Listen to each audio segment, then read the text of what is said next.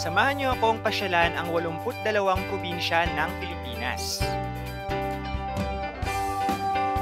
Sa vlog na to, pupuntahan ko ang Pagadian City sa Zamboanga del Sur. Ayan, after magpunta sa Pulacan Falls, umuwi muna ako rito sa pag-iisayan ko sa Rotonda Inn. Papahinga muna ako saglit bago ako mag-tour ulit later.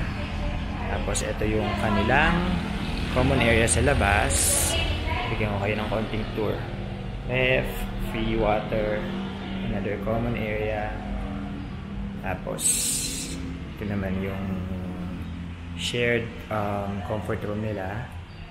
And here yung aking room.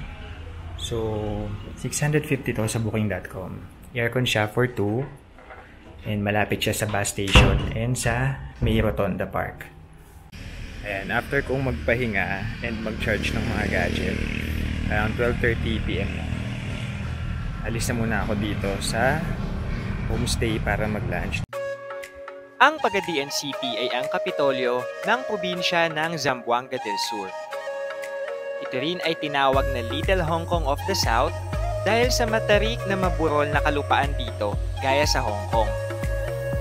Ang pangunahing transportasyon dito ay ang sikat na Pagadian City Inclined Tricycle at ang Baw-Baw. Hayaan niyo akong ipakita sa inyo ang mga lugar na pwede niyong kainan at pasyalan dito.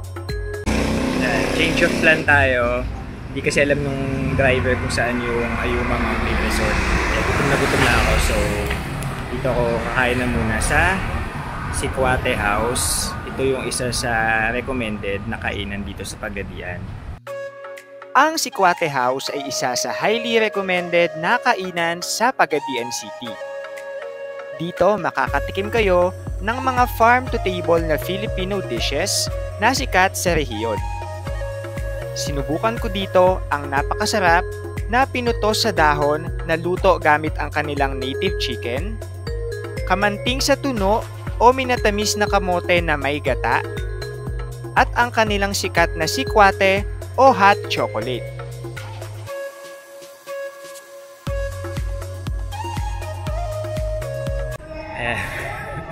From Sikwate House, naglakad lang ako. Mga 15 minutes papunta dito sa provincial capital ng Zamboanga del Sur. Ito siya.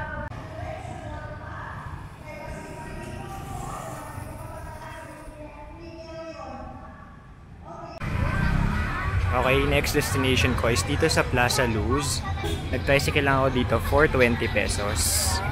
And itong Plaza Luz, katapat lang siya nung mismong Pagadian City Hall.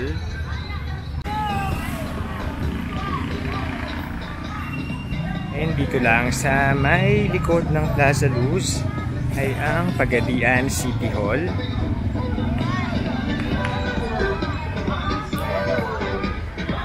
Kung makikita nyo, since Christmas season, sobrang ganda ng mga decorations nung mga buildings dito sa area na to, lalo na tong Pagadian City Hall. Ayon sa nabasa ko, ang maliit na plaza sa tapat ng City Hall ay tinatawag na Rizal Park Pagadian, habang ang mas malaki naman sa tapat nito ay ang Plaza Luz. Okay, after natin dito sa Plaza Luz at saka doon sa Pagadian City Hall, kailangan kong magawa ang mandatory feature sa famous Pagadian City Inclined Tricycle. And sa wakas, after 20 minutes sa paglalakad, may nakita din tayo. Medyo kumukunti na daw kasi yung ganito dahil madami nagrereklamo dahil mahirap na daw sumakay. Pero let's see.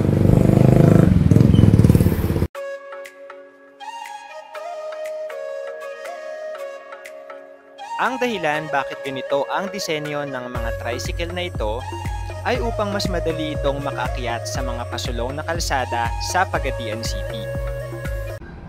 Okay, last stop bago ako bumalik sa homestay ko dahil init na ako ay dito sa may Rotonda Park. Walking distance lang to mula sa homestay ko, so bago ako bumalik para magpahinga, dumaan muna ako dito.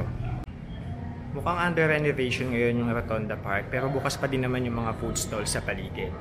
Pero papakita ko sa inyo kung bakit isa to sa pinaka binarayong tourist spot sa Pagadian City. So ayan, pinayagan tayong pumanik doon sa second floor.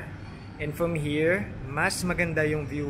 Magandang bumisita sa Rotonda Park dahil matatanaw mo dito ang magandang view ng Pajares Avenue, Pagadian City, at ng Pagadian Bay.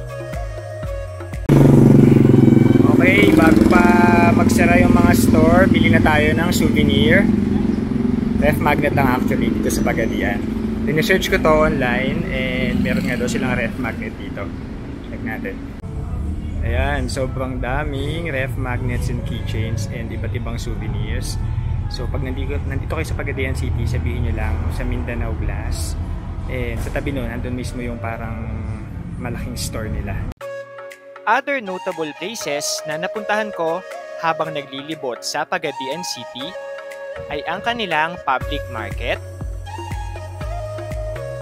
ang Pagadian City Tourism Office na nasa Pagadian Boulevard, at ang tinatawag nilang palasyo na nagsilbi na ring terminal sa mga baw-baw. To end my Pagadian City Day Tour, nag-decide ako na pumunta sa Amuma Mountain Resort. Nag-offer ang baw-baw driver na nasakyan ko ng 200 pesos round trip upang may masakyan na din ako pabalik sa city proper. Pero 300 pesos ang binigay ko dahil na rin mahigit 20 minutes ang biyahe pa Amuma, pasulong pa ang mga kalsada at may mga part din na hindi pa sementado. After mga 20 minutes na tricycle ride from Pagadian City, nakarating na ako dito sa Amuma Mountain Resort. Ayan, pasok na tayo.